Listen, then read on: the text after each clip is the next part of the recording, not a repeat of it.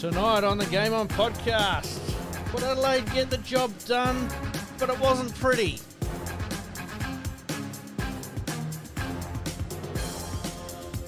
And Adelaide didn't quite read the room against Freo, and they weren't ready for the fight. And bring back the biff. Game causes a bit of tensions between coach and player. We'll talk about that in some depth. All right, let's do this. Welcome to the Game On podcast. My name's Pete, and tonight back in the studio with me is Phil Fechner. Mate, welcome, and standing in obviously for Malcolm, who you did sort of mention last week, the body's falling apart, he needs a new back. Unfortunately couldn't make it for this week's episode. So, mate, welcome along. Well, I had to put on the size 12s tonight to fill the big shoes to fill. So, absolutely. I usually only take 10s, but put 12s on tonight. I like the sound of it, mate. We've gone from one umpire to another umpire.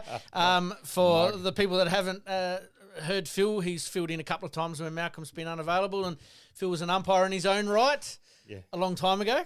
Yeah, a few years. A few years ago now. Yep. Yeah, so, where at? Up the Barossa, all my games up there. I've done other leagues, but always affiliated with the Barossa Light and Gawler leagues. 617 odd games, I think it is. Absolutely, well. That's enough. We'll have to talk about that in a little bit more depth a little bit later on. Mate, how's your week been, just in general? Frustrating. Yes. Went to the Port match. We're going to talk about that, Yeah, so we'll get into that in a minute. But, there's been a bit of spite about the umpires all week. Yep. We'll get into that. Yeah. And but otherwise, good. Yeah, good weekend. So, yeah. Absolutely. Into footy season. As some of people might know, you're a bowler. We do a Lawn Bowls podcast during the week as well. That's all done and dusted. So packed them away now, Pete. Probably play a couple of the Kabunda tournaments coming up. Not this week, but looking forward to getting out to see Gumaraka play this week. They play out at Torrens Valley, which is at Mount Pleasant. Oh, beautiful. So, go out there. I was going to go and see Charlie last week. Yep. He played at Lobe, his first game, kicked a couple. They were pretty happy. I talked to one of the officials. Is he on a 3 or 4 game contract and then he'll move, or is he there for the whole season? Home games, okay, I believe. Fair enough. Home games, I believe. So, so wait and see. Sounds like a plan. All right, mate, let's get into Around the Grounds. Around the Grounds.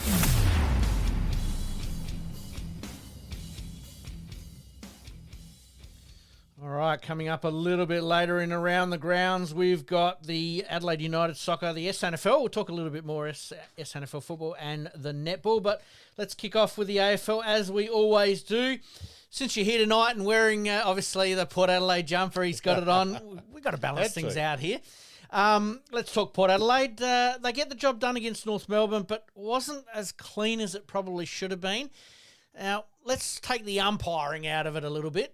It's hard to. It is hard. We're obviously going to talk about this in a little bit more depth as we go along. But Port Adelaide, do you think we've talked about it, Malcolm and I, but you watched the game obviously a little bit more intently, being a Port Adelaide man, and you were at the game.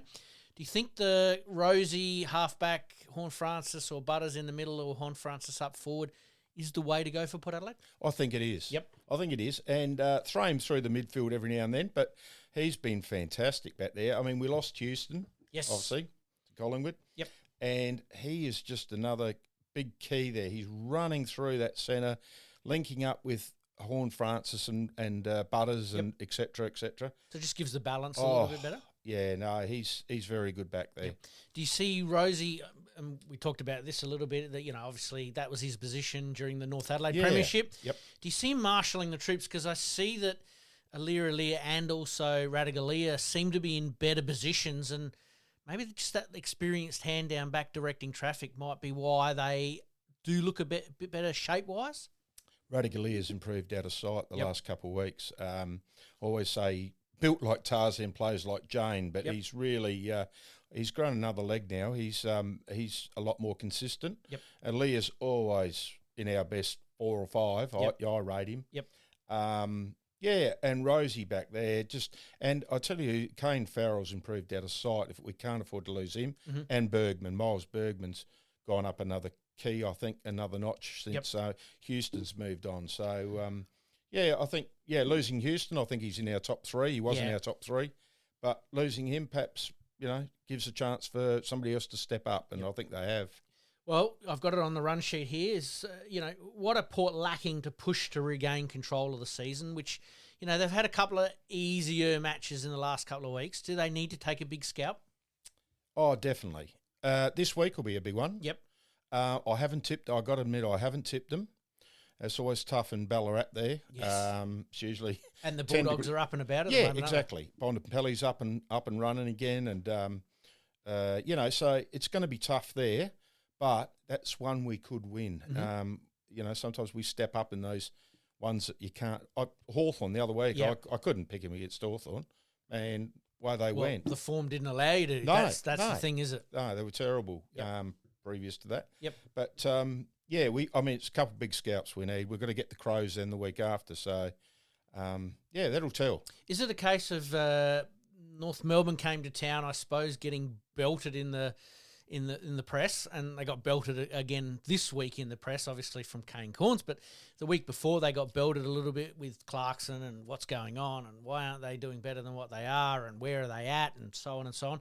Is that the challenge that Port Adelaide likes? We know the teams from the 80s, the 90s, Norwood Port, Norwood Sturt, there was always that banter and rivalry that whenever it was game on, it was game on. You talk about the Crows next week, and we'll flesh that out a little bit more. But do you think North Melbourne coming to town almost fire and brimstone, they've got to make a statement, was the game that they sort of needed? Absolutely. Had nothing to lose, Yep. did they? So I think if you look back in our previous history, early days, we always struggled against North Melbourne, and they weren't that good a side Yep. back then. They've got a good side. I mean, they're young and they're up and about. Yep. Got a great coach. Just haven't quite put it together No, yet. I think it's not long, Yep. and that they're going to be. They've been knocking on some doors. The reason I asked that is because you mentioned Hawthorn there. Same deal. We know what happened last year in Yep. the finals. Hawthorn come to town, fire and brimstone, Yep. and they blow them away with a half a footy that was Exactly. really almost the best we've seen this year. Yeah. I mean, we started like that Saturday whenever we played. Yes. 7 goals to 2. Yep. Almost game over, Yep. just about, We were playing some beautiful footy, and, different different things came up, Yes. and, they were back in the game, Right. so. Let's go to the first one, the obvious one first up, the umpiring. You're at the game. I've seen various clips. I've watched the minis on KO and so on and so on. Some of them are baffling, and you being an umpire, Malcolm being an umpire, you probably give us a unique perspective on this, and we talked about this a little bit off air. The 4 umpires. It doesn't work. The AFL have to come out and go, it's not the way forward. Exactly right. 4 is too many. I said straight away, we haven't got the quality of umpires through.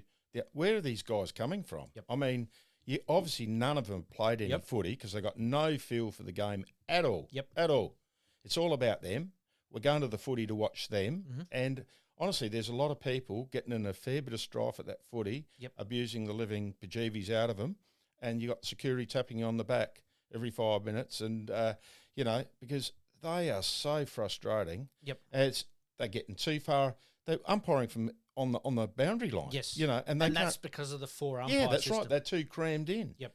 Go back to 3, get the quality up, and you can have that rotation. I mean, are these guys getting put down for some of the decisions they make, or what? Well, back in the day, that's you have a howler like we've Yeah. seen a few of them, you're automatically dropped. You know that you are. It's You made a really good point off air, and I totally agree with you. And Malcolm will be listening, and he'll be Yep. basically jumping up and down, hooray, is that the out of area umpire is actually making the calls for the in area umpire Yep. because of the positioning. Yep.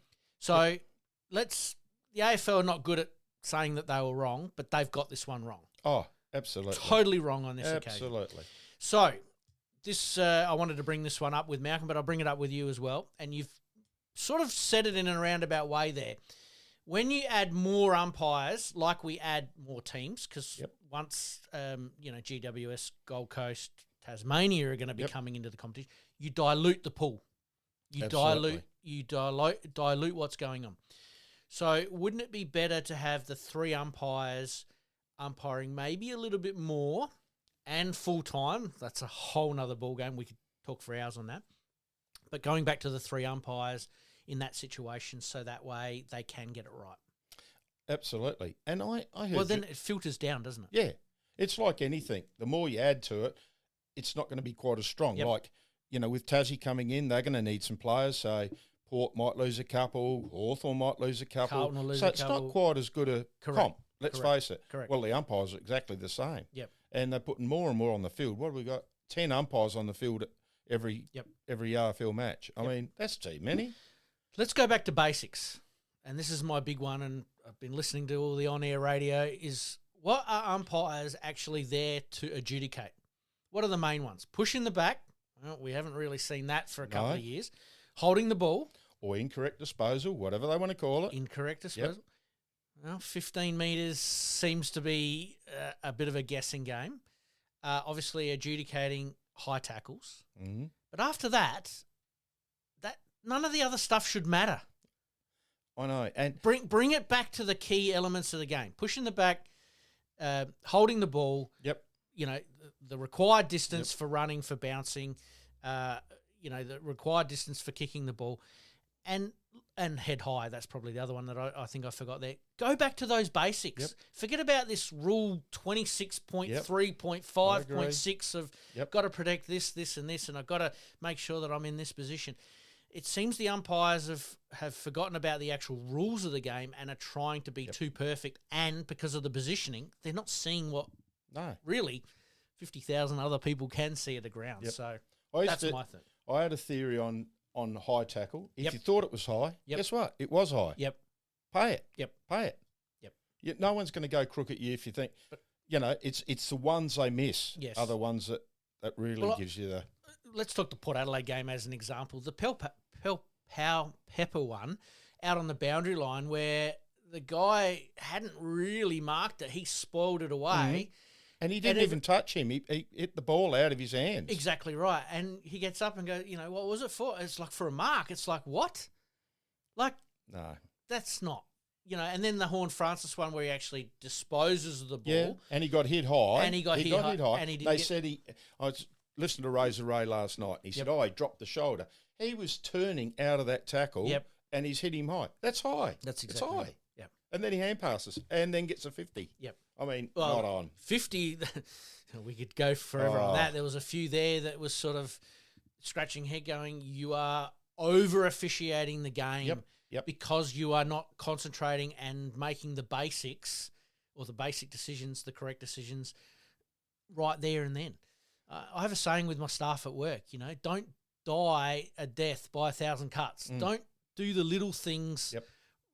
Do the little things right, and the big things will take care of themselves. And the same with football umpiring. Yeah. Get the simple things right, and everything else will take care of itself. It's very frustrating watching. And it is, mate. Well, you were at the game, and mate, you had hair. You don't have hair now. No, that was honestly, Pete. And we won the game, but that was the worst umpiring I've ever seen. Ever seen.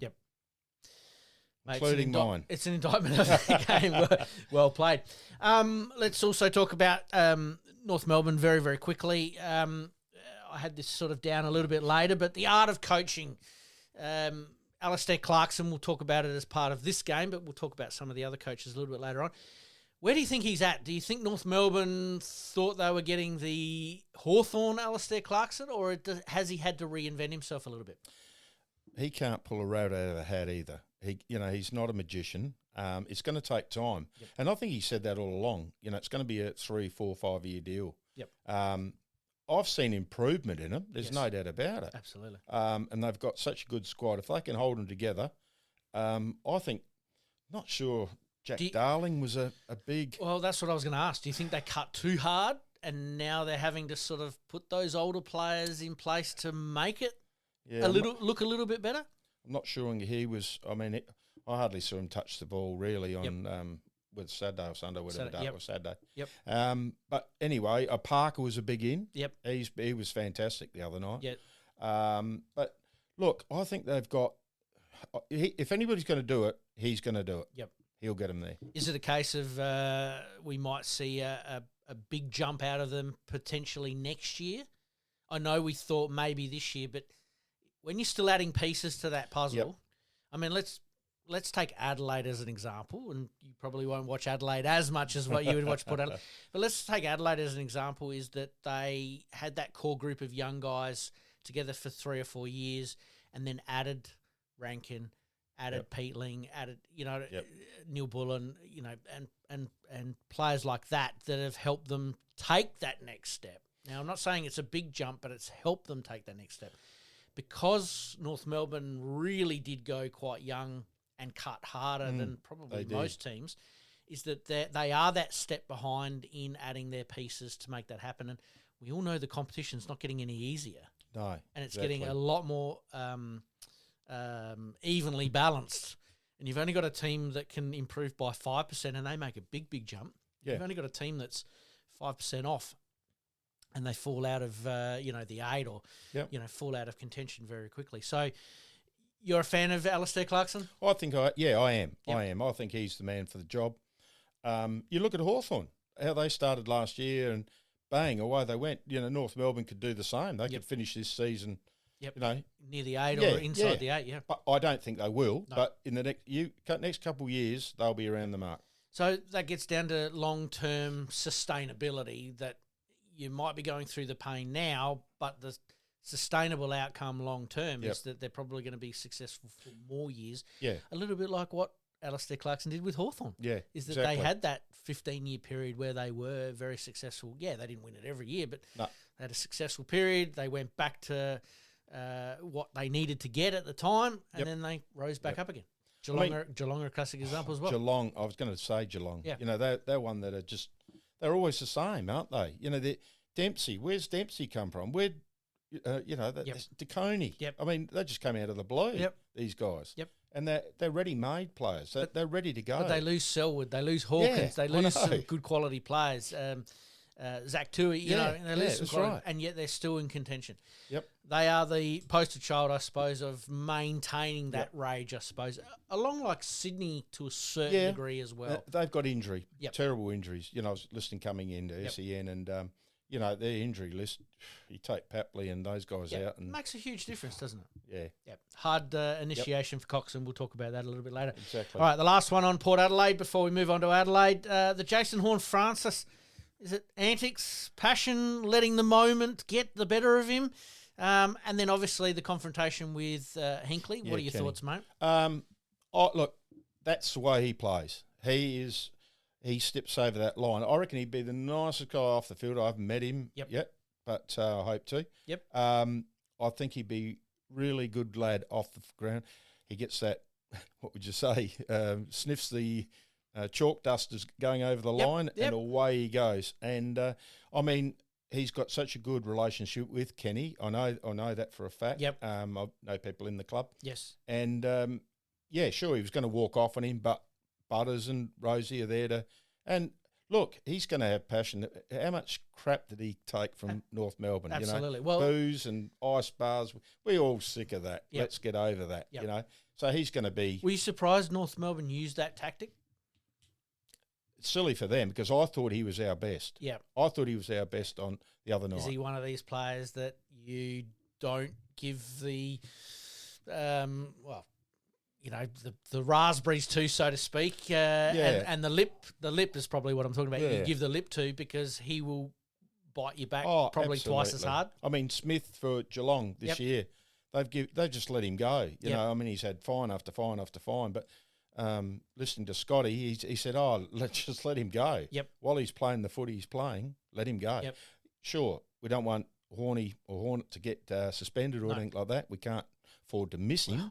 So just bring it back a little bit. But no, I was fine with it. I mean, let him go. And I know you didn't mind Kenny, but Joshy Carr is the successor. I don't think we've had you on since that's been announced. So, mate, what are your thoughts on that? Look, I don't know Josh. I have met Josh, and he seems a likeable sort of a guy. I think his footy knowledge is he's learned off of Kenny. Yep. And I'm a Kenny fan. I got to admit. Yep. We haven't won too many finals and haven't won a Grandy, but I think what he's done with that list, with what he's had available, just take a look back where we were 13 years ago. We were just about broke. Yep. The tarps were on, and we got Koshy in as a probably almost out of the Yep, competition. we're to be just honest about with you. buggered. So you got to look back to that, and I've taken it on, and he's going at the end of the year, and I think Josh will be the answer. I think he'll be good. Yep. Yeah. All right, for our Port Adelaide fans, they'll be pretty happy. We're giving them a good 20 minutes already tonight, mate. So we've probably lost the Adelaide people by now, but let's talk Adelaide. Let's talk the Crows. They went into the game with high hopes, but got taken apart by a Freo team searching for consistency. And Adelaide are probably in that same boat, aren't they? Just trying to find their rhythm at the moment. Is that a couple of players out, a couple of players down on form, it sort of brings them back to the pack. And Scotty actually said it perfectly on Friday night or Saturday, whenever Geelong played. Every team in the competition, for whatever reason, if they're just slightly off their game, they get belted. Yep. And Fremantle midfield was outstanding. Brayshaw and Sarong, and they were just unbelievable. Yep. Is it the most underrated midfield, do you think? Or one of the most? I don't even think they're underrated. I think they're there. They're in the top 2 or 3, I would say. Probably I wouldn't swap Ports with them, but they're around the mark. Oh, I mean, Port and Freo, you're right. You probably wouldn't change anybody. A lot of teams have touted Freo as a rising improver, top 4, definitely top 8, but top 4 potential. Certainly, home games does hold them in good stead. I've got to admit, I didn't tip them. I thought Adelaide might have beaten them. Yep. I think perhaps maybe. And I mightn't, some of the Adelaide viewers will just turn off now or whatever. They'll but drive off the road if they're listening. Just a little bit ahead of themselves. Yep. Sure, they had a good start, but who did they play? Now they're playing some of these harder sides the next, few 2 or weeks. 3 weeks. I mean, Carlton at home. Yep. There's no guarantee. I have tipped them because you got that support base in Adelaide. They're very hard to beat at Adelaide. Mm-hmm. But I wouldn't be surprised Carlton get them. Yep. So, mate, well, people are going to definitely drive off the road because you're singing from my hymn book there, and I'm actually going to that game there. Hopefully Carlton get up. Yep. But for the Adelaide supporters, they're hoping Adelaide gets up. But the big one for me is Darcy Fogarty was missing last week. Yep. And the big question is, do they need their top 22, top 23 all healthy and playing for them to be the dominant force that they were in those early rounds? I think they do. Looking at depth, I mean, the Adelaide side, the SANFL side, they're not bad, but some of those guys probably aren't, like Port. Yep. They're not quite, they're good SANFL, Yep. not quite good enough for the AFL. Yeah, they're that in-between, aren't they? Like Schomburg and, those sort of guys. Yep. They're just run-of-the-mill sort of footballers. Berry, yes. Yep. Good SANFL. But is that because of lack of opportunity, though? Let's flesh that out a little bit. Yeah, Berry came in, was it late last year, and he took it apart. Yep. Then I think he got injured. And you got Pedler there as well. You got Pedler, Dowling. Yep. So they've got a few young ones that, still are to be given their opportunity. I think Berry's in his last year of his contract too. So that's an interesting one to see what happens. Yeah. Exactly right. Will the big 3 tools, obviously up forward, be able to sustain their stranglehold on opposition backs? Because I was listening to the Stats Man, I think it was on SEN last night on the way home. I was talking to Jared Healy about, what you need and where certain teams are obviously at.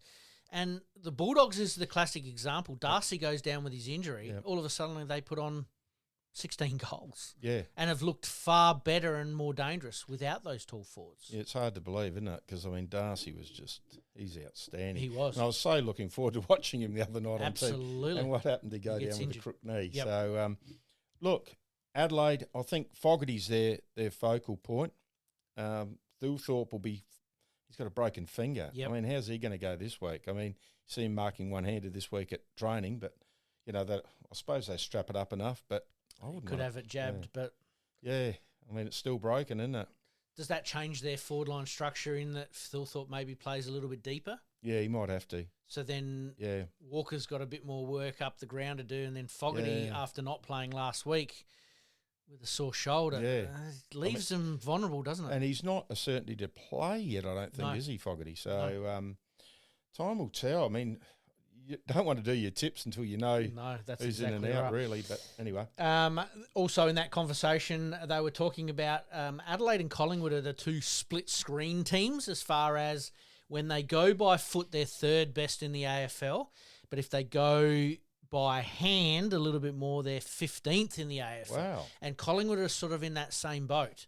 Trying to balance that up is obviously the key in your kicks to handball ratio. Yeah. And that's probably the one thing Adelaide have been known for in the past, where they've probably been more handball orientated, a little less kick orientated. But now they've got some quality through their midfield and through that half back line where they do have ball users that are actually very, very good at what they do, and their efficiency or disposal efficiency is quite high. So that was an interesting little stat that I thought I would throw up there as well. All right, let's move on to a couple of the... actually, before we do that, let's talk the other games. Thursday night, Melbourne v Richmond. Melbourne getting up by 20 points. Surprise? No, not really. No, I tipped Melbourne to... Yep. I would have said... I think I said 18. I thought that's around the mark. Absolutely. The traditional Anzac game between Collingwood and Essendon looked like a bit of it a was- humdinger there for a little while. Yeah, we didn't get to see much of that because we were playing bowls. We but, were, yep. I mean, Essendon were in it for a long way there. Yeah, about 3/4, and then all of a sudden and then- Collingwood put the foot down and won by 41 points. Driving home and I heard the score, I said, what? Yep. I mean, Collingwood a good side. And side bottom, best on ground. Too old, too slow. Too good. Too good, exactly right. Back in, 2022 when Geelong won the premiership? Same deal. Yeah. Too old, too slow, and too good in the end. Exactly. It could be the second coming of Collingwood, which is no surprise. We've obviously talked about Adelaide and Freo. St Kilda and the Brisbane Lions. Brisbane had, I think, got a better grip on balancing their year out in that it's a marathon, not a sprint. But where is St Kilda at? And this gets down to a question I was going to ask a little bit later as well. The art of coaching, Rossi Lyon. He's a different cat, isn't he? Yep. He's got a bit of the old school and a bit of the new school about him. I've got a mate, I won't mention any names. He's an 2 or 3 time best and fairest over at St Kilda. Yes. And talking to his dad in depth, and he has got absolutely zero time for Ross Lyon. He believes that his son virtually had a breakdown because of him. Wow. And turned to, let's say, some drugs. Yep. And Some they end up getting recreational rid of him. activities, yep. And he went to another AFL club. He has just got no time for Ross Lyon. And he told me a few stories of what he done and the pressure he puts on the players.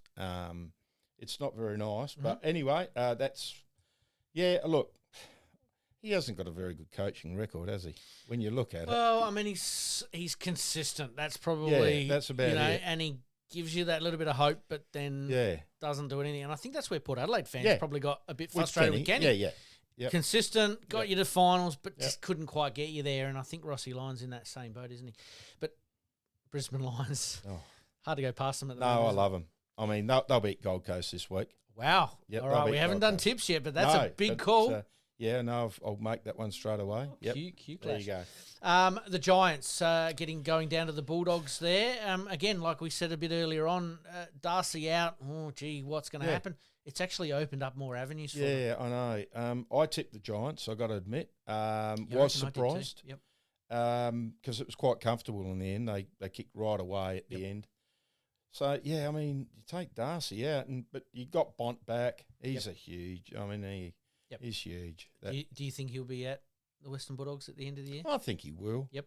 Yeah, I think he's got he wears his heart on his sleeve, doesn't he, for them? Could be interesting. But then again, success. He may want a little bit of success, and one club players are not you don't get paid to be a one club player, do you? You're looking for the money. Look, and players understand that a bit more these days, is that they want to set themselves up for the future, and sometimes you've got to move for a better offer. You know, like we all do for jobs. You know, you're retired and we're at the postal service forever. 42 years, too long. But if someone had come to you, you know, with a job offer that was $10, $15, $20, $30,000 more, you would have entertained it. That's exactly right. Anyway, the Gold Coast Suns, probably the form team at the moment, getting a hold of Sydney, but like we've said a bit earlier, injuries playing a big part for Sydney. I mean, you take out Goulden and Papley and those sort of guys. Yep. Yeah, they're always going to struggle. And that big key forward, is it McLean? Yes. So, yeah, he's missing too. I mean, some big outs there. So I actually tipped Gold Coast there. Yep. Quite confidently. Yep. So, yeah. And being at home there, People First Choice Stadium, Yeah. you sort of would have expected that. Yep. The big surprise for the weekend was Go You Blues getting up over the Cats. I don't think most people would have picked that one there. No, I certainly didn't. Not on form lines anyway.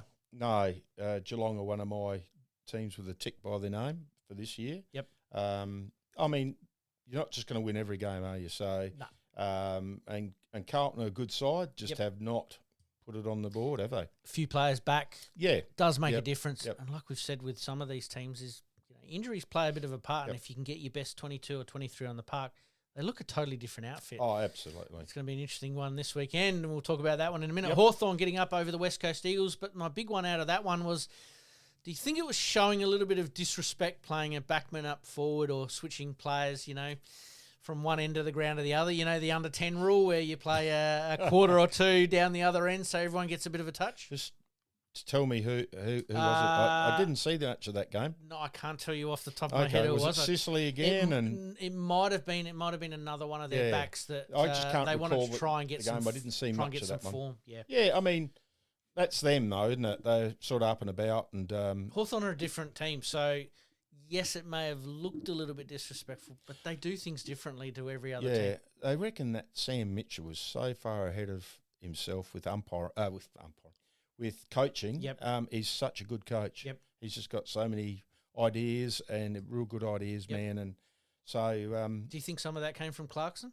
I would think. Yep. Yeah, I think so. And just being around good people. And he's a Hawthorn through and through, really, isn't he? So, yep. Yeah. Oh well, whatever. See what happens. Yeah. All right, mate. We better get on to the hot topics for the week here. We got umpiring. We've already covered that. Obviously, 4 isn't working. I think we both sort of agree on that. Concussion and suspension. Where is that heading? Because that was the other big talking point out of the round this weekend. You're never going to get rid of concussion, are you? So, nope. Contact sport. Yep. I thought the 3 weeks, and that was right in front of us, that one. Yep. You know what? The umpire wasn't even going to pay in the back to start with. He almost didn't get that free. Yep. And when he didn't get up, well, the free kick, and then, why didn't he report him? Yep.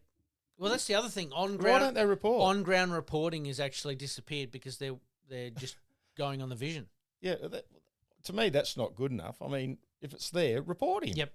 Then we know he's reported. Yep. It's all up to Michael Christian sitting in the office there, looking at all these little things. Sunday I thought 3 weeks is too much. Yep. Now you're meant to roll him over, and I mean, in that spur of the moment, you can't tell me. You look at the biomechanics of all that, and I've watched it probably a million times over the last couple of days, knowing that from a footballing point of view, an old player type, for me, that's a perfect tackle every day of the week. Absolutely. But if you look at it from a biomechanical point of view, is that the player somewhat knew that he was going to get caught, or sort of felt that pressure coming, goes to sort of dispose of the ball, and in his forward motion of trying to dispose, and the player coming in from behind the tackle, actually, I'm not saying he caused the concussion to himself, but what I'm saying is that the force of momentum carried him forward because he was actually trying to do the right thing. So you've got a player trying to dispose of the ball because he knows he's hot. Yep. You've got a player behind him who's hot on him and he's tackled him with both arms. Yep. What's supposed to happen? So they're even talking he should have let one of his arms go. I mean, how do you do that? You've tackled the guy. You can't. Oh, I better let one of his arms go. In watching the mini there was actually a couple of tackles in that same game where I think Horn Francis was probably one of them. Same deal. Got the tackle from behind, leant forward, and because the player basically, the North Melbourne player fell just to the side, we're not talking about it. Yeah. But on this occasion, Port player gets concussed. I think concussed. Perhaps he should have got a week because he got concussed, so he's going to miss a week. Yep. So he misses a week.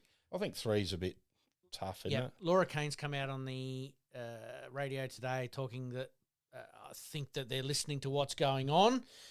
Maybe a sliding scale. But how do you adjudicate that? like, it's almost a non-tackle sport now, isn't it? Well, I mean, that's what it's coming to. This is my Do we wanna next see point of that? view is that a North Melbourne player puts on Twitter or Facebook or whatever it might have been, one of the socials out there, going, come to the game between North Melbourne and Essendon. It's going to be tag football. Yeah.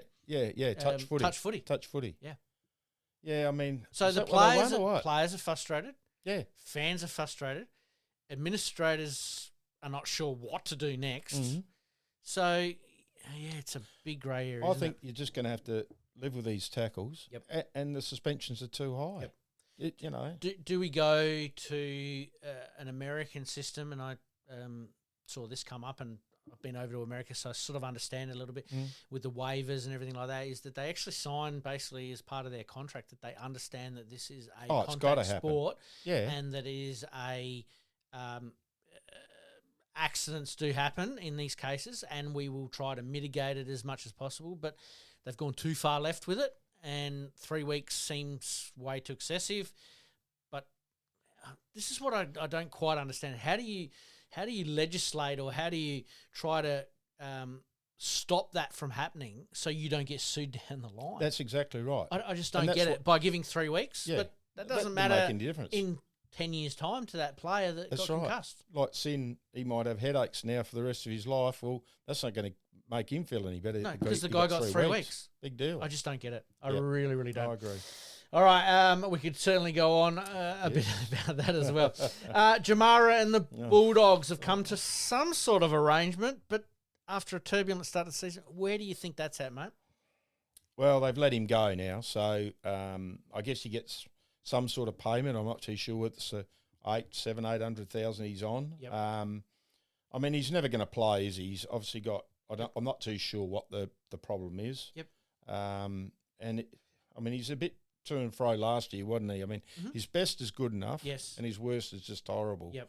Um, And just when he sort of looked like he was Yeah, I putting know. it together, Yeah. Whether he'll be there next year, I don't know. Yep. I can't tell you that. Yep. But I think you just got to leave him go off and sort his life out, whether it's in the Aboriginal yes. community or whatever it is.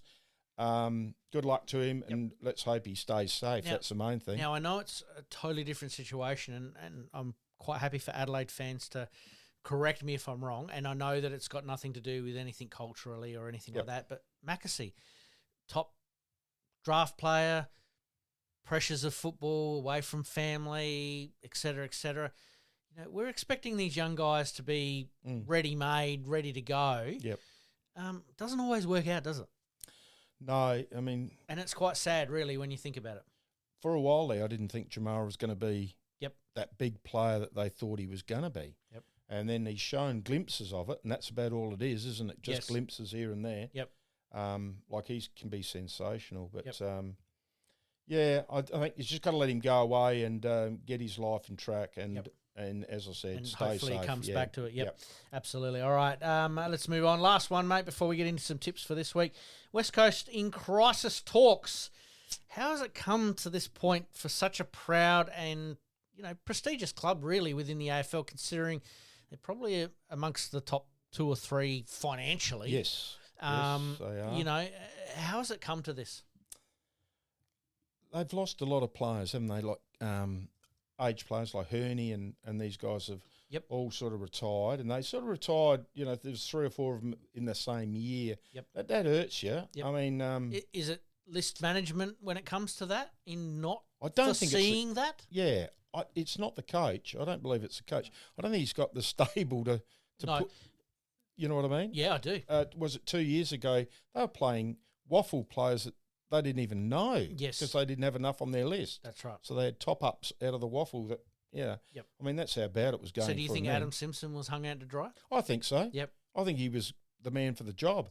I'm not sure about McWalter, yep. Yeah, I'm not too sure. I don't know much about him. Yep. But I just say good luck because they still haven't improved, have they? No. There's no improvement there.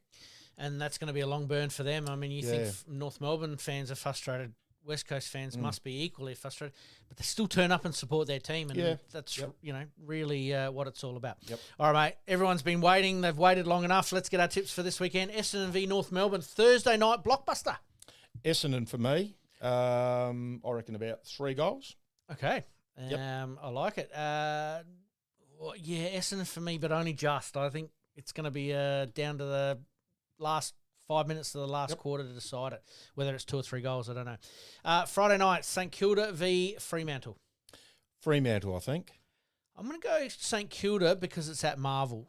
St Kilda play Marvel better than any other team. Yeah. So look, I wouldn't be surprised. I just think the midfield from Freo, I mean, if they're going to be a real threat this year, top 4, they've got to win this. Yep. That's probably the one game as well. It's a 50-50 game. I agree.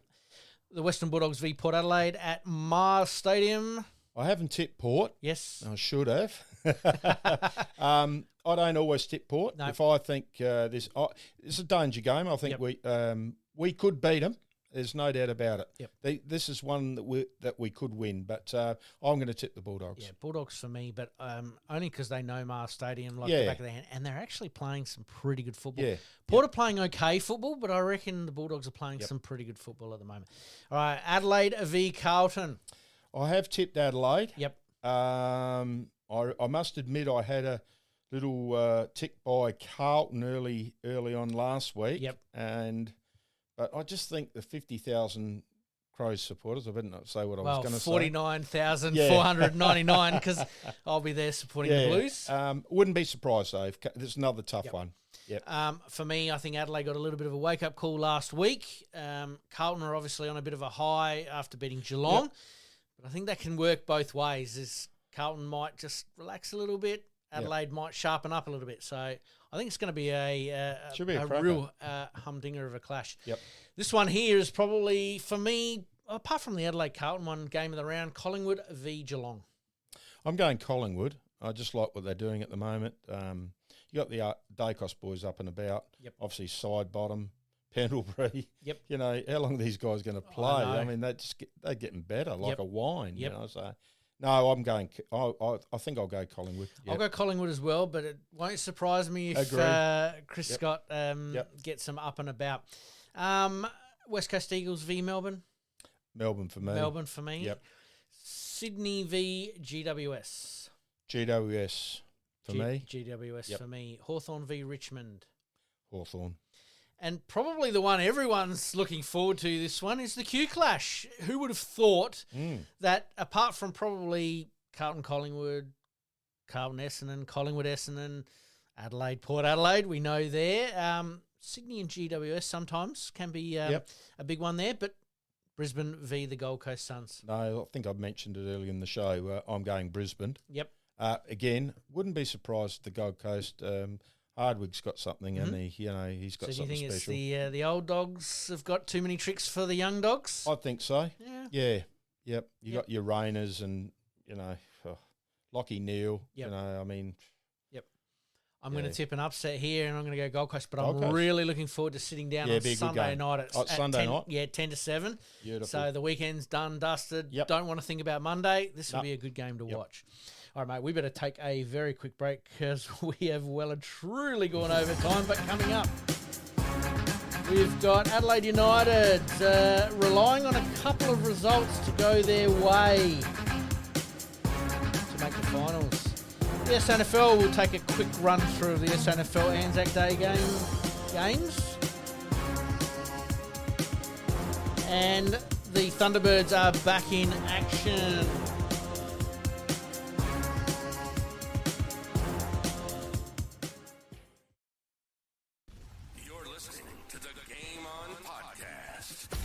We'll be right back after this short break.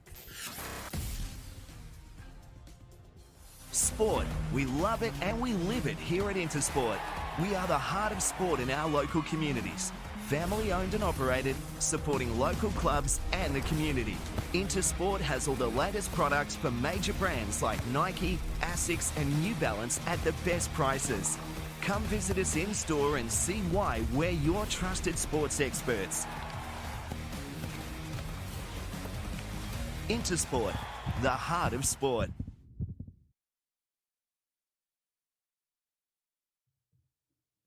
All right, and we thank our sponsors as per usual. All right, let's move on. Adelaide United finished the season with a 0-0 draw. Obviously, their last game of the season is a bye, so they're relying on a few other results to go their way for them to maintain a spot in the top 6. They just had that shocking run, didn't they? At the end of the season, was it 6 or 7 games in a row? It might even been 8. Yep. Yeah, they just couldn't get a win. No. It was a draw, Even loss, at home, loss, and they were leaking goals like it was going out of fashion. What about the coach? You happy he's gone, or?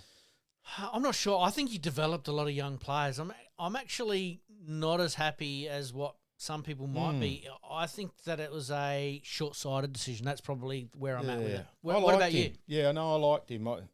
And you could understand him. The last 3 coaches we've had, you couldn't speak English. Yep. But I sort of liked him, but they've chose to. This is it. Yep. So and I haven't spoken. I'm good friends with Ryan Kiddo, the captain. So I haven't spoken to Ryan for a couple of weeks. Yep. So haven't got his thoughts. He's had injury the second half of the season too. So it makes it hard, doesn't it? Yeah. But I just think he developed. I mean, you look at the players that he's developed over the journey that he has been at Adelaide United. I mean, he's got some exciting young talent. Yeah, absolutely. And local talent too. Yeah. That's the other thing, is that not a lot of clubs have gone down that local talent pool, and he's drawn on it time and time again. So I hope he's not lost to Adelaide United long term, if that makes sense. Maybe go away for a little bit and come back.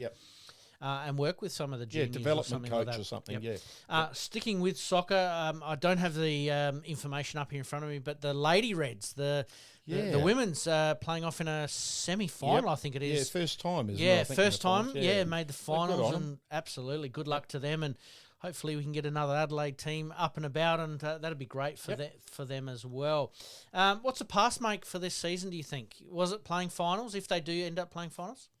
Well, it doesn't matter to it now, does it? No, it doesn't. So I think early season we were playing finals, there's no doubt about it. But, we might just scrape in by the skin of our teeth. And who knows? Young Goodwin has been confirmed tonight, 6 weeks with a hamstring. Oh, really? I didn't know that one, Pete. Yep. That's a big out. Yep. I mean, so if they do make the finals, they're under the pump, aren't they? Because he is their sort of number one goal scorer, isn't he? He's been great. And I think he's pretty close to winning the Golden Boot as well. And again, please correct me if I'm wrong. All right, let's move on to the SANFL Anzac Day rounds. Always interesting. Firstly, do you think it's a great idea in the blueprint of the SANFL rounds being back at the local grounds, especially when it comes to the bigger events such as Anzac Day? And then also following on from that is, should we play finals there as well? I did used to like. They used to have the was it the Premiers play Anzac Day? They still do. They do. Yep. But So not at Adelaide Oval. Not at Adelaide Oval. That. Yeah, and we've got that coming up a bit later in our flashbacks. I always like that, but I do like suburban grounds. I love going to watch the SANFL. I'm a big fan of the SANFL still. Yeah, so I think we all are. So. Yep. Yeah. Do you think that finals should be played there? First I couple like of finals? Yep. You get that at home Adelaide ground Oval? advantage? No, Oh, your home ground. Home ground. I don't know. Would the clubs be? Well, I think they love getting to Adelaide Oval, don't they? Well, the players like it because they get a run there. But really, at the end of the day, you have a look at probably those crowds for those early finals at Adelaide Oval. You're probably only looking at 10,000 at most. Yeah. Grand final, totally different. Yeah. You're getting 30, 40,000. You've got to play it there. But shouldn't you get some sort of reward for those clubs financially for them? Because they can, for catering purposes, ticket sales. You get 10,000 at, say, Glenelg. That's what I'm saying. Yeah. You could easily get 10,000 at the parade. You could get 10,000 at Alberton. That's a good point. I probably should get a home final. But that's part of that reward for the revenue, which actually helps those clubs survive. Absolutely. And not sort of scraping the when bottom you put it that way. Yep, so agree with that. Grand final, yes. Yep. Other finals, maybe not. Or even the first 2 finals should be at the local grounds and then do the double header. I agree with that. Double header for the grand final, the 2 semi-finalists. Yep. Anyway, all right, let's get into some results from last week. You skip the first one. Mate, the Bulldogs getting up over Port Adelaide out at the Ponderosa there. Well, we're just going to struggle a bit, Port. I thought we were a bit better this year, but we've only beaten South at the moment, and we look really good. I watched that game on the TV that night. Yep. I want to get to a couple Port games this year. I haven't for the last couple, but got a couple of Tanunda boys or Barossa boys playing for the Port Maggies as top up. So Fantastic. Yeah, so it'd So be you've good got to a little bit of a vested interest there as well. So it'll be interesting to see those boys Do you play. think the Bulldogs are a little bit of a sleeping giant, as in they Going might well. surprise a few? They are sitting fourth as we speak, Yep. so they're going to be around the mark, don't they? Absolutely. We can skip this one as well, mate. Glenelg getting up over Norwood. Norwood just struggling. Again, injuries Yep. playing a huge part there. Yeah, they are. And Glenelg are always going to be around the mark. They're sitting second under Sturt at the moment, so yeah, I think everyone's going to pick Glenelg. Absolutely. Yep. And Norwood were with them, a bit like Essendon with Collingwood there. Yeah. They were with them for a good Yep. chunk of the game. And Yeah, then, saw a was it couple of Hosey? What did he kick? Eight straight. Yeah, he's a player, isn't he? He is indeed. All right. This one was pretty tight, actually. The Panthers just going down to North Adelaide. Yeah, and I think that's always going to be south of just like Port. They're just around that bottom 2 or 3 last few years. North lost a few, lost their 5-time Barry Robin medalist to Crystal Brook. Yes. Coombe. And but they have brought a couple from WA, so they'll probably be midfield. I can't see them making the final. Van Wyck, who would have walked into Nord's starting 18, they let him go. And again, that was probably on the, I suppose, advice that Harry was probably going to stay. Yeah. And then obviously got to look in at St Kilda, and then Ross isn't playing him. So it's a bit frustrating from Nord people. Who would sort of say, release him, let him come back, but it doesn't quite work that way. Woodville West Torrens in a little bit of a surprise, getting up over Adelaide there.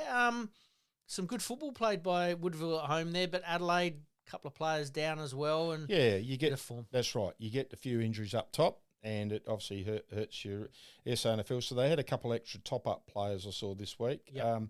Eagles, always around the mark. They're sitting midfield at the moment. That's probably where they'll finish, I think. I don't think that top 4 or is it top 4? It's top 4. Top isn't 5. It? Top 5, is it? Yep. I don't think that'll change much, to be honest. 2, 4. So they're in the 5. That'll probably stay how it is, I reckon. From a Nord point of view, I think they're doing what they almost did 2 years ago, where they did have a lot of those injuries. They'll have a late season flourish and almost make the finals. But I reckon that you're right. The top 5 is pretty much all set. And Sturt getting the job done over West Adelaide. And where are West Adelaide at, mate? I mean, Malcolm's talked about it a bit. We've talked about it a bit. That they really need every ounce of luck and everything to go their way. And financially, they probably need to be given a few events along the way that will just help the coffers keep the doors open. Yeah, I mean, Sturt are always around the mark, aren't they? Their list doesn't seem to change too much from year to year. And look who's coaching them. Yeah, that's Marty right. Matner's been there, went away for a little while, come back. I was just listening to him on the radio coming in then. They were just talking to him, and, he's got a head on his shoulders, hasn't he? Absolutely. Westies struggled for the last decade, haven't they, really? Not sure where they go to from here, where they try and recruit, or... Hard to recruit when you haven't got a lot of money in, that's the back pocket. That's the other thing. And I think they've got to follow the Eagles, Norwood. I believe, the Bulldogs have their own. They need to get their, it's a root of all evil, but pokies, they've got to get them on the main road with mules. Yeah. That helps generate additional income there if that's where they need to make it. But could you see them possibly amalgamating with somebody? You wouldn't hope not. No, I don't like those amalgamations. I mean, the Eagles was hard. I love Woodville, and I didn't mind the old Packers. The Woodville and West the Warriors. Torrens. Yeah. So, but I mean, that's worked pretty well for them. They've premierships, and they're a strong club, and you sort of almost forgotten about it now. But yeah, I mean, who would Westies join with? It's only South Adelaide that's really, or Adelaide if they go to Thebarton. Oh yeah. Or could potentially West Adelaide sell that land? I don't know. I'm spitballing here. This is a question without notes. Yeah. Could they sell that land and share the Crows facility there to at least give them some sort of revenue to allow them to rebuild a little bit? Yeah, I'm not sure what the... Or do they amalgamate with a local SANFL team that is pretty successful, say maybe a Goodwood Saints or someone like that? Anyway, food for thought. All right, let's get some tips for this weekend. The Eagles v Port Adelaide. I got to tip the Eagles. I don't think Ports can can do it. They're going to burn you at the stake. Yeah, I know. Tipping against them in the AFL and in the SANFL. I think it's going to be a hard-fought contest, but I reckon Port Adelaide are going to get up. There you go. Really? Yeah, mate. Wow. I'm going to throw one out there. Centrals v the Panthers, South Adelaide. Centrals for me. Centrals for me Is there. at the Ponderosa? It is at the Ponderosa. A couple of games out there. All right. Norwood v the Adelaide Crows at Centenary Oval in the Teakle Cup. Oh, Port Lincoln. Port Lincoln. Okay. I'll go Adelaide. Adelaide for me. Sturt v the Tigers in the game of the round. Thomas Farms Oval Sunday, 4th of May, 2:10 p.m. I go to that Sunley Oval. That is Yep. Unley Okay. Oval. Yep, sorry, I should actually do instead of They said sponsors. it on the radio tonight, and I thought, Thomas Farms, is that Sturt? Yeah, it is think Unley it is. Oval. Yeah, I'll go Sturt, I think. Yep. I reckon I'm going to pick a draw. There you go. Yeah. It's too hard to pick, but Yeah, I reckon Beans back, I wonder. home ground Nice. advantage, probably Sturt just. But I wouldn't be surprised if it is a draw. There you go. North Adelaide v West Adelaide. North for me. North for me. All right, let's move on to the netball. Adelaide Thunderbirds are back on court this weekend against the Giants after a bit of a loss to the Sydney Swifts a couple of weeks ago there. It's been a while, hasn't it, It has. since they've had a loss. Absolutely, So, and that's at Ken Rosewall Arena on Saturday. so over there, obviously. Yes, it is. Yep. I'm going to go Thunderbirds. I'm going to go the Thunderbirds there as well. Does the loss sharpen them up a little bit? I think it probably will. And because they've had long time between playing, sort of holds them up a little bit, doesn't That's something I've got to do this year, is go down to the Thunderbirds. And my wife's even done that. She's seen a couple of games when my daughter was playing netball for Tanunda, and they had a couple of games, and she said she even liked it. So I must go down and have a look at that. Absolutely. All right, well, best of luck to them this weekend. And hopefully we're back next week, all smiles. All right, mate, coming up, we've got Greg Edwards Part 1. We did a bit of an audit a couple of weeks ago. Needed to tidy up a few interviews that we missed a little bit earlier on. And Phil Harper on Monday in our Encore episode. You're listening to the Game On Podcast. We'll be right back after this short break. Sport. We love it and we live it here at INTERSPORT. We are the heart of sport in our local communities. Family owned and operated, supporting local clubs and the community. INTERSPORT has all the latest products for major brands like Nike, ASICS and New Balance at the best prices. Come visit us in store and see why we're your trusted sports experts. INTERSPORT, the heart of sport. Flashbacks.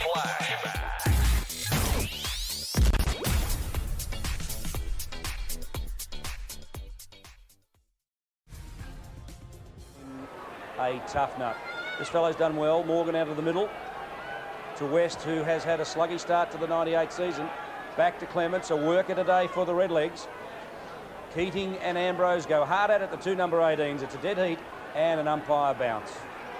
Well, David, the Magpies have got their revenge. I've been talking about it all day, how teed up they were to win today's contest. They've done it. Well, I think more importantly, they take a 4-zip start to the season, which is the type of start that puts them back into premiership. Well, Norwood had that start again. last year. They won 10 games before they lost one. They did. Against North Adelaide in front of one of the AFL games, the pre-games before the AFL game last year. Can the Magpies do it this year? Well, they've been awesome, haven't they, the start of the year? It's absolutely awesome start by them. It looks danger signs for all the other sides. As Lees now tries hard to knock it out of play. It does so. Throw in on right half forward flank, outer side of the ground. Norwood, yes, tried valiantly, but they've trailed all day. Port Adelaide, as I said, they were awesome last week, and they're certainly going to generate something in this 1998 season. Throw in. The seconds tick away. We're at the 30-minute mark of the final quarter, and Hahn, he's been one of their best players today. This young bloke kicks into the centre of the ground. Pedler there can't take it. Goes down to Malloy. He tries to tap it clear. Ball Ace has been a ripper of a game also today for the Magpies. Bounce down in the centre of the ground, out near the centre wing there. Port by 15 points. 30-minute mark of this final quarter. Cold conditions and pretty dark now at Adelaide Oval. Matthew Ashley comes down. Hahn dragged off it. Free kicks to the umpire. They've been right on the job today. I don't think, fellas, we'd have any blue with the umpires at all, would we? No. I think it's been pretty good this season generally, apart from a couple of decisions last week, which we highlighted. Davey over the top of it, he has been courageous.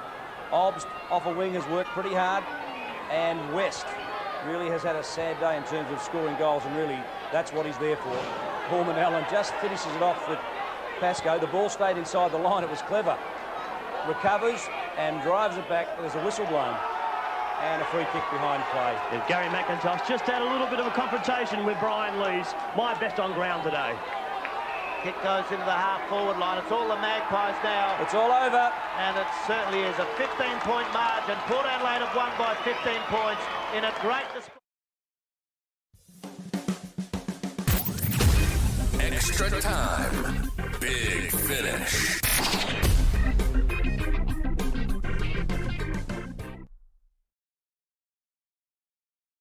All right, mate. Well, considering you were here tonight, I had to play the Anzac Day clash between, obviously, Norwood and Port Adelaide there. And Port Adelaide went on to win the premiership that year after a pretty good start of a 4-0 and beating Norwood on that occasion. Yeah, just hearing some of those names again, Pete. Oh, God, Hobbs and wow, Leesy and McIntosh, having a fight. Brings back all those memories, doesn't it, mate? Fantastic. There. All right, let's talk SANFLW milestone games for Jaslyn Smith. First SANFLW player to play 100 games. Congratulations to her. Have I seen her play? I don't think I've seen South play. I've got a niece that plays for Westies. Yes. And Centrals, but I don't reckon I've seen her play. So that's a credit to her. Absolutely. Triple premiership player with the Panthers. Oh, okay. Since her first game in round 1, 2017, the 24-year-old is an ultra-consistent member of South's back six, missing only one match due to illness. Wow. Longevity is certainly the name of the game, isn't it, these days? Wonder with AFL's on her... on her radar. Yeah. Yeah. I mean... Or AFL clubs have got her on her radar. Yeah, exactly. I don't know. It could be interesting there. So congratulations, obviously, to Jaslyn Smith absolutely. there. All right, let's move on to the WNBL. Normally we talk the NBL and the NBA, but big announcement. The Adelaide Lightning might be removed from the national competition after the owners hand back their licence. Yeah, we had a bit of a talk before we went on air tonight, Pete. And I'm a bit confused with the whole thing. I mean, there's a fair bit to lose there. You got players like Philip Spawn and young Borlase now playing for them. Yep. Well, what happens to Borlase? She goes to another club somewhere, and you lose her, and you lose South Australian players over, and they never to come back. I mean, that's it. You know. So there seems to be a lot of confusion about it. It's that the owners wanted to hand the licence back, then they didn't hand it over. Then the owners are saying that the WNBL wants them out of the competition, yet the chairperson or the chairwoman or whoever's involved with the WNBL says, no, we love Adelaide. We need them as part of a strong competition. They've got 7 teams signed up. They really want 8. Yep. Adelaide's a no-brainer, isn't it? With the Sterling, obviously, coaching there as well. Yeah. You know, they've got a long, rich history, and I'd hate for that to disappear. I saw the sports minister quickly on the news tonight, so she's putting her foot in the door now, and so hopefully something comes out of it the next couple of days. Hopefully, a mountain out of a molehill in the end, but it's sad when it gets to those situations. Yeah, you don't want to see it. You lose it forever. All right, let's talk cricket. 14-year-old makes IPL history with, 100 off of 35 balls. Is he the next big thing in all forms of cricket moving forward, or is it just T20? Who knows, but he 91 he got off of 6s and 4s apparently. 91 or 93 or something like that. Something. He only scored 6 or 7 off of running, actually. Yep. Well, he's certainly the one day. He's a 2020 isn't he? marvel at the moment. Yeah, that's unbelievable. Do you think 14's too young, though, to be playing professional sport? Well, you would say it is. But in India, you know, I mean, he'll be a god, won't he? He'll be a god. He is now. Absolutely. I mean, what was it in his first innings? First ball, 6. Yeah, 6. Yeah. And Constance does the same thing here in an Ashes, in a Border Gavaskar, and you know, you just want to hold him back a bit. I think you don't want to let him get too far ahead of himself. I mean, you've been involved with tennis. I know tennis quite well as well. You know, they started to sort of play that out where they are allowing these fantastic players to play at 14, 15, 16, but they're only allowed a limited amount per year. Yeah, that's right. Yeah. Will we see that happen with this young man maybe?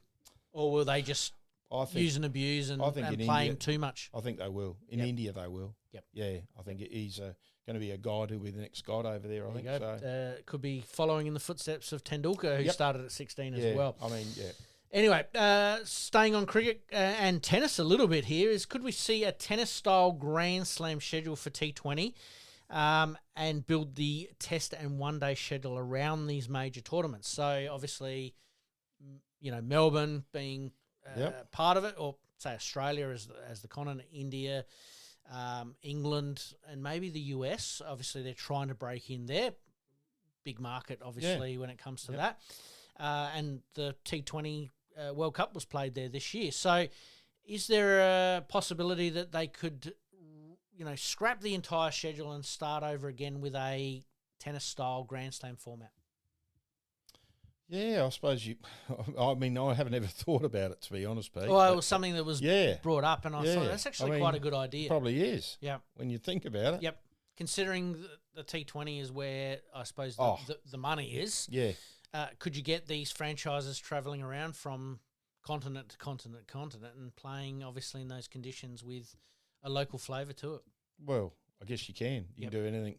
Money. Yep. Money talks, doesn't it? I mean, it does. Got the money. But could you also, from the BBL point of view, keep the BBL structure in place, but have it run in between these matches while they're actually playing here in Australia? I suppose there's no reason why you can't. Exactly right. You know, so yeah. You know, almost like a fortnight, like the tennis, the Grand Slam. You get a fortnight of just non-stop BBL. Yep. Or T20 cricket. All right, let's move on. Tennis. It must be a full moon this week because tennis players have been doing a lot of strange things around the court, mate. Yeah, I mean, the old drugs has come up again, hasn't it, Pete? Certainly has. Well, let's flesh this one out. Max Purcell, obviously suspension. He's agreed to a suspension, which is a complete joke, really, when you think about it, is that Yannick Sinner actually tested positive to a banned drug, gets 3 months.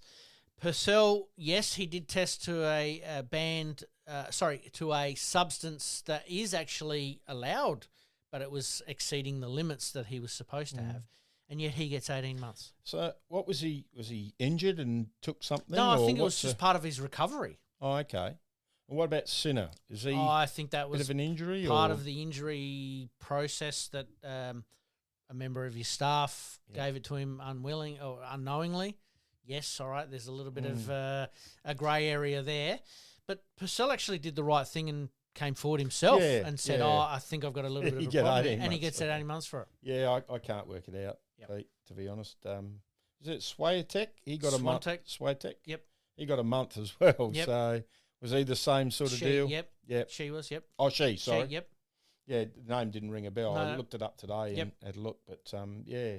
Yep. Crazy times. Yep, it is. What did you think, obviously being a tennis umpire as well, mate, which we didn't flesh out earlier, what did you think of Zverev walking onto the court with his phone, which that surprises me that they're allowed to put their their phones because of betting and all that kind of stuff. I wouldn't have thought you wouldn't. But he takes his phone out of his bag and because they're playing on the clay courts, takes a photo of a very, very questionable line call that was probably that far out. Yep. I haven't got it on the camera there. There we go. That's okay. It was about that far out. Yep. But the Hawkeye called it as in. Oh, okay. And he took the phone out and took a photo of it, yep. Well, I'm not sure you'd be allowed to do that. But anyway. Yep. Bringing the game in disrepute. Yeah. Maybe. Yep. There you go. Last couple of ones, mate, to finish us off. Melbourne Aces are leaving the Australian baseball comp. Where and what will baseball do with the remaining teams, do you think? Not a big baseball fan, I've got to admit, Pete. Yep. So don't follow it that closely. But to see a side go, I mean, you just don't want to do it, do you? No. Because they're gone forever. We had a little bit of a look at some of the comments that have come out by the club themselves. It looks like that they are the only team within the Australian Baseball League not being funded or helped by their state That's government. what I read. I had a quick read of it this afternoon. Yep, and also that it's basically $100,000 that, or close to $100,000 as a entry fee to the competition. So there's got to be someone out there that'll just, throw them a few bob and let's keep them going. Exactly right. Would love to see them as part of the competition because, from an Adelaide point of view, they are one of our fiercest rivals. Doesn't matter whether it's in football, cricket, whatever it is, baseball's in the same boat. So it would be a shame to lose them. You don't want to see the teams go. Mate, I'm going to ask you very, very quickly for a good, the bad, the ugly for the week, but I think we can skip the ugly because I think we've covered it as far as umpires. That's a good and a bad for the week, mate. Okay, I've got a good, and it goes back to country footy. Yep. Anzac, they clash at the Gummaraka Oval. Gummer down by 4 points, and my little nephew gets a free kick, half forward flank, 52 or 50. So the umpire's got one right. I didn't see it. I wasn't there. I was playing bowls with you, Pete. Yep. Not with you. Yep. He's got it 50-odd metres out, and it's like his old uncle used to do. Yep, just dobs it. He dobbed it, goal post tight right through. Gum get up by a couple of points to the old rivals, Kersbrook. So that's my good for the week. Fantastic, mate. That's what it's all about, country footy. It was good to see, actually, some country associations. I know where we were up at Two Wells there. They had their Anzac Day football sort of going on or planned for that weekend as well. Good to see some country clubs getting involved in the celebrations. Yeah, it's big up in the hills there. They had the Gum and Kersbrook are the old rivals when I was playing up there. Like Norwood and Port Sturt and to Norwood win Sturt, it on win it on the last kick of the day. I think that's certainly the good for me. All right, mate, let's wind things up there, mate. It's been a fantastic episode, mate. Thanks for joining me. No, it's been a pleasure. We've gone a little bit over time to what we normally do, but it was great to flesh out some of these topics with you. And, mate, good luck this weekend and enjoy the week. Thank you very much. No worries. Thank you to everyone Pete. as well. Cheers. In this crazy world we live in, we all need the distraction. Enjoying the show? Like, rate, and subscribe. Hook up and connect with us on social media at Sportscast SA. We'll see you next time on Game On.